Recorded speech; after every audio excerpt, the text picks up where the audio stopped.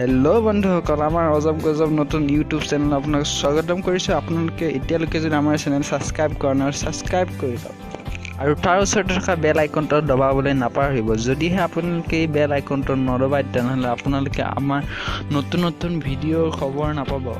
এই ভিডিঅ'ত আপোনালোকক পৰিচিত কৰি দিব ওলাইছোঁ পৃথিৱীৰ সকলোতকৈ দামী গাড়ীখন।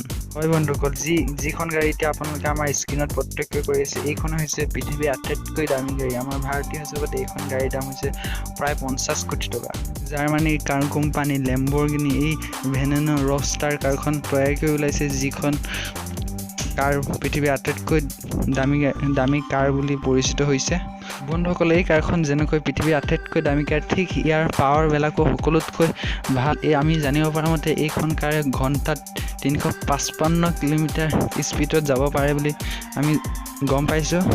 বন্ধুসকল, এই কাৰখন যদি আপুনি এবাৰ দেখি যায় এই কাৰখনৰ পৰা আপোনাৰ চকু আঁতৰ কৰিব নোৱাৰিব। এইখন কাৰ ইমানেই এট্ৰেক্টিভ যেন সকলোৱে এই কাৰখন থৰ লাগি চাই ৰয়। আৰুনো বন্ধুসকল নহ'বনো কিয়, এইখন কাৰ তৈয়াৰ কৰোঁতে 500 কেজি সোণ প্ৰয়োজন হৈছে বুলি আমি জানিব পাৰিছোঁ।